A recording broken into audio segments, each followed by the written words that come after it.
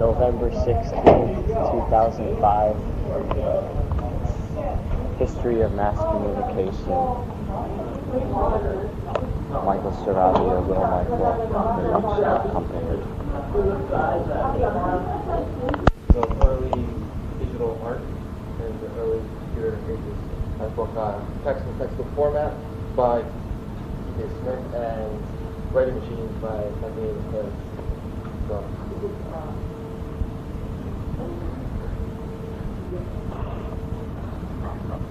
Pages are marked. Alright. And the Babbage got his idea from J.M. Jafar, who invented the loom, which was able to make figurative images, and he was able to create images, and he was able to produce a portrait of himself. But Babbage basically got his idea from Jafar's loom, which was basically, I assume, like a processor in a computer. It was fun. He was able to create obviously mathematical formulas, like really simple and pretty. And he was able to do that, like Dave said earlier, by touching the cards, which this was used actually in the 70s. So similar formulas was used because I know, personal note, I know a woman who studied programming back in the 80s, early 70s, early 80s in New York City, and she actually programmed by using punch cards, similar to Babbage's early machine. This invention is performed in general computations, but not anywhere up to the standards by any means, and which basically verified the set was only able to produce about not a number of words, crazy mathematical standards that we may have more processors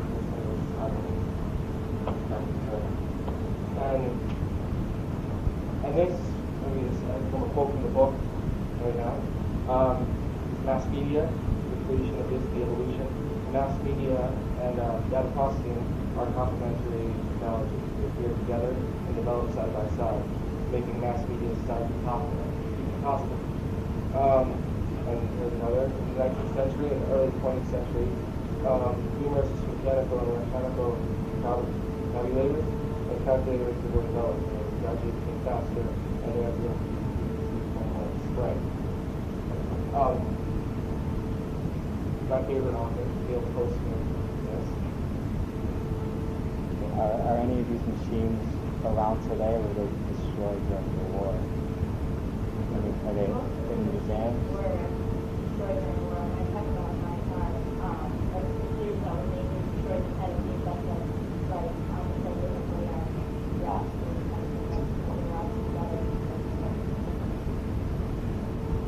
I'd like to take a minute to give a quote about the technological age by Martin Minsky in Neil Postman's book, Technopolis, which he states, Martin Minsky has been quoted as saying that thinking power of a silicon chip will be able to formulate that if we are lucky, the people just kept saying like this technology during the conjunction with the age that we're in today basically becomes intelligent like these basically we can see that now and basically the computer comes out of society. Also, listed here, John McCarthy, the inventor of the artificial intelligence. McCarthy claimed that even machines as simple as thermostats can be said to have beliefs. The obvious question posed by philosopher John Searle. What beliefs does your thermostat have? How to call it? We have beliefs. These systems are able to think all this. It's kind of like a kind of idea that these things have a mind of their own. It's kind of wild. Are able to process things.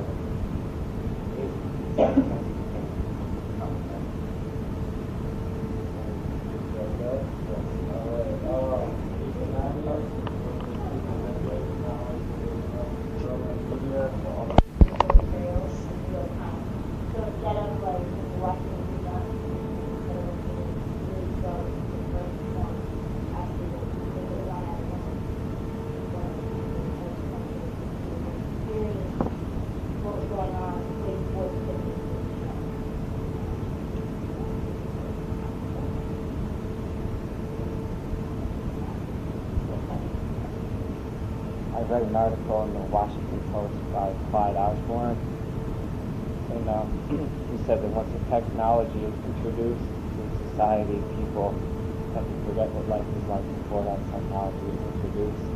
He got that idea from Neil Postman. We think Postman's words are still prevalent today. Yeah, absolutely. Because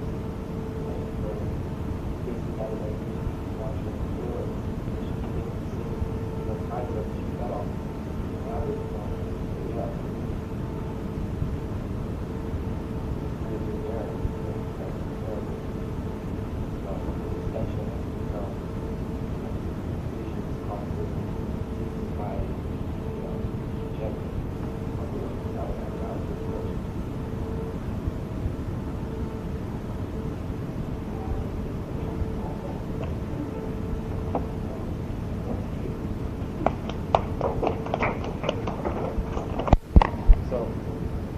We're doing documentary film and the concept of the idea of truth. So it'd be like the evolution of like the idea of truth, the evolution of that idea being truth. It's like Lenny Riefenstahl to Michael Moore.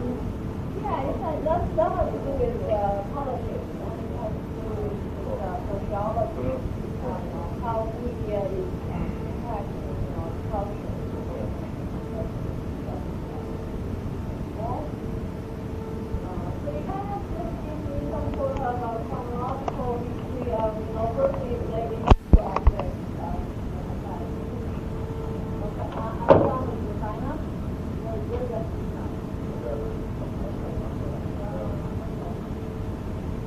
Kind of, I saw a cell phone commercial where they had girls trying on clothes and cell phones. They were looking in the mirror to see how the cell phone looked at their clothing.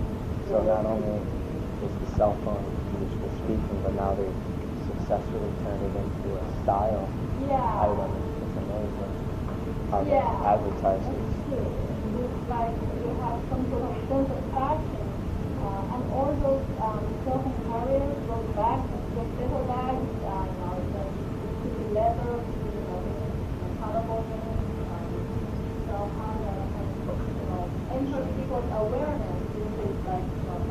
Like part of the trendy people carry this stuff.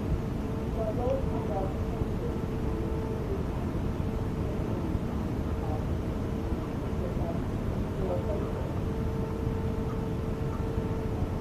so everybody has signed up? Okay. But still you guys have to show up on the Saturday.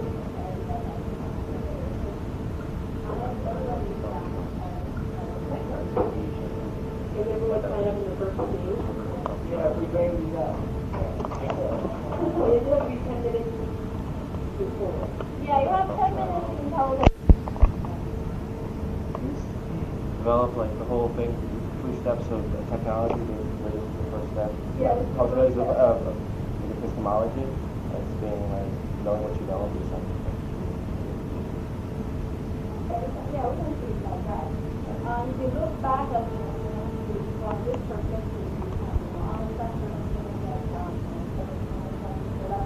usually you look at some single piece of innovation, like isolated, and if you look at it this way, you can understand, like the invention of some tools, like certain lines and certain hammers and certain things. You can understand it in a way that forms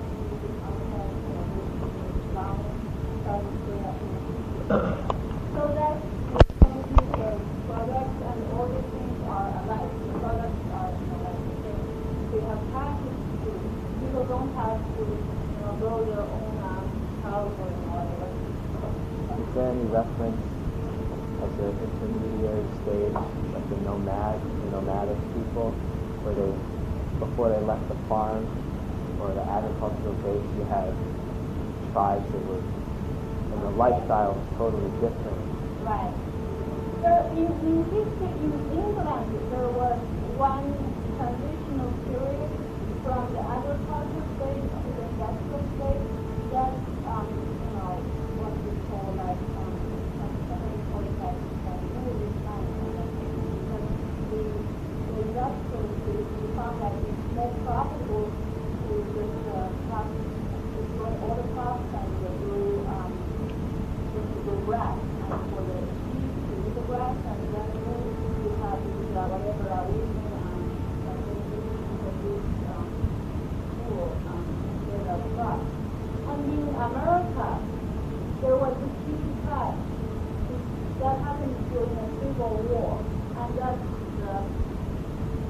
agricultural plantation kind of lifestyle during the northern, the industrial north. So that was the north was the two sides, the agricultural kind of state and the industrial kind of product. And it's not that easy for one kind of society to transform to another. So even the South, like you see down in the wind, you prefer to have your own self to have very important plantations and just grow your houses and grow instead of having the package to buy from the supermarket and that kind of thing. So that's facts and conflict. You have to turn from one box to another. Always some people will lose their interest, some people will benefit from this policy. And those people who are conservative, who don't want that change, will be the benefit from the business. And those people who are very quick-minded, they are self-change, and they can sort of benefit and gain profit from whatever change they have, like the heroes of Samuel. It's an amazing topic. I was reading by Power of Myth by Joseph Campbell. He's talking about the agricultural movement when it came to first known as the industrial, where even cultural aspects, not only economics but religion. If you look at agricultural-based societies, there's a lot of goddesses, but in the conquering industrial, they have now gods only. And it, culturally, anthropologically speaking, it's fascinating how fertile earth versus the hunter and conqueror and what society values as a result. That's very interesting. People's mindset have changed according to this kind of economics and what kind of situation we live in. In this industrial revolution, in the industrial age, you worship, order, we worship, sort of large-scale factory, and we worship efficiency. So we have primary force, which is the assembly line, and some other stuff. People have to be identical. They are produced in a way to fit into this mass-scale production and bureaucracy were invented and large organizations were invented. And the ideal male, for example, in the past is like cowboys who have physical strength. And now the kind of ideal male is the kind of productive person who are working large organizations who can be productive, producing 95 kind of schedules, and be aware of things, and we have a big place, we have some sort of life that controllable and fitting to the environment and we can travel and have your conflict because machines require to conflict. So you are always on house, right?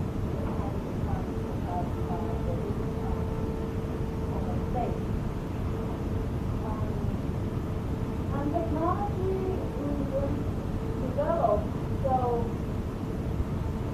there's something which always poses a problem, that is certain technologies develop for a situation that other things haven't caught up with it yet.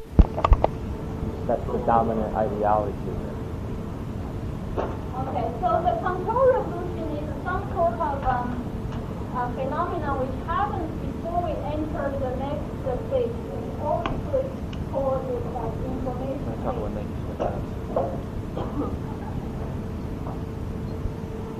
Let's say we call it the information revolution according to Tauber. It's a stage which we are still sort of entering now, but we haven't completely achieved that stage yet. Okay. In the information age, it doesn't matter where you are, like where you work.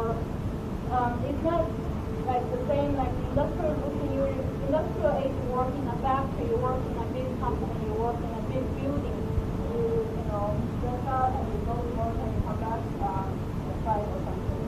And in the information age, you just work at home and you have network connected, so it doesn't matter where you are. So the control revolution is something that the author suggested is not as popular as this idea of the information revolution yet. It's not that not a well accepted notion as the information age, but it's just this kind of effort to control the unequal development of technology. Okay, so you have ability to produce large quantity of food, but nobody's going to eat the food, then you are going to have a problem. So the control revolution is an effort to develop other aspects of society to make the whole society functional so that those overdeveloped aspects is not going to cause this problem. Well, I was talking about overdevelopment. Yeah. Like we, as a capitalist society, use underdeveloped nations in order to support our habits and causes. Like I'm doing a story on like the sweatshops in Indonesia, in Jakarta and Tangerang, Indonesia, and saying that like they exploit these free trade agreements, like these control cultures that dominate ideology of the world. Basically, they control like free market, and they exploit these people. Is that like kind of what you were talking about? How? Yeah, that's part of the whole control revolution, because you have over supply of certain products, and you need people to use those products. Then you have to create demand. So if Hollywood produces a lot of movies, those adventure movies and those classical movies, and it doesn't cost them anything to make a copy of that. Okay, so if one person is going to buy a copy of the movie, maybe $20 for a taste, it doesn't cost the manufacturer anything to produce an extra copy of the movie, but the viewer who watches the movie has to pay, $10 or $20 for that movie for that sum. So that's some sort of effort to control. You want them to buy those things to produce money. Well, it's similar like with the free trade agreement, when they get taxed, the United States government gets these huge breaks, and while people are getting taxed on labor, which they're making junk, $1.25 a day, the cost of living is like $2 a day, so they're in the hole like 75 cents. So, I don't know. Yeah, it makes sense. It's because this sort of transition to a totally free and globalized economy, it has not been that smooth yet, and certain areas of development, certain other areas haven't become really suitable or equivalent. Then certain people have to benefit from it. And we can take advantage of that, I don't know. It's funny though, as you're saying, Chris. Like corporations, like Nike, they had shops in, like, for instance, like the whole idea of things made in China looked as cheap now. And like a couple of years back, it was like made in Japan was cheap, but now like if something's made in Japan, it's quality, and now it's made in China, and like it's like the evolution of the capitalist system. Yeah, capitalist system is really efficient. It's an efficient way of making money. But the way that they can make huge amounts of money is because consumers don't have access to the products made in China with the price that people in China can pay. If everybody can buy stuff made in China with like a t-shirt for $1 or something, then these people are going to lose their channel of making money. Simply because they control the import-export and the taxation process, they can benefit from it. And then those people who don't have access to it, they have to pay the regular price, just as if the t-shirt is made in America. So you're buying a t-shirt, you don't care, it's made in China or in America. It's okay, I'll pay $10 for a t-shirt. But for them, this whole transformation process and certain parts of the system is moving faster than certain others, back to the control revolution. Control revolution has several regulate production. And the second thing, you regulate distribution.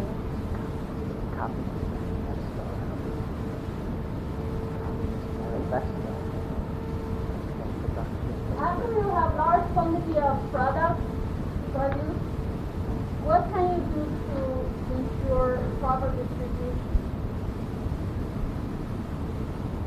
What kind of technologies can we develop?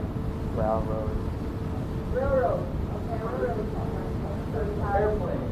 airplanes. Okay. Okay, so you have those 18-wheelers driving on the highway day and night, and you hire all those, taxi drivers, and they're always, they never do their job. You always see, advertisements for truck drivers. Did Marx get his ideas from this? I forgot who authored this information. This is similar to control of production, labor, distribution. Yeah, labor, some sort of like that. I think this is like the basic aspect of the whole industrial society. So also labor, you have schools, training people, you have all these coaches, you have diplomats, and all the people, you have colleges, and everyone to become workers. And also for technologies relating to distribution, in addition to highways, airplanes.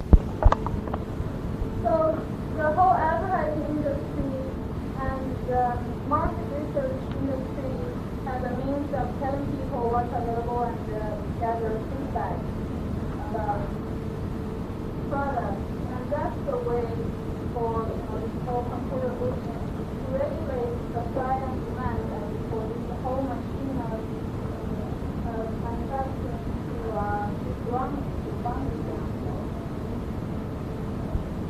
And in this process, the ability to produce goods becomes different. Images, licenses, or anything like that, you could make up a social security card, make up a history. So any identity theft could have been easier. People use things were more one-to-one back then. Things were more communal. Okay, so I don't think that was also possible to make something,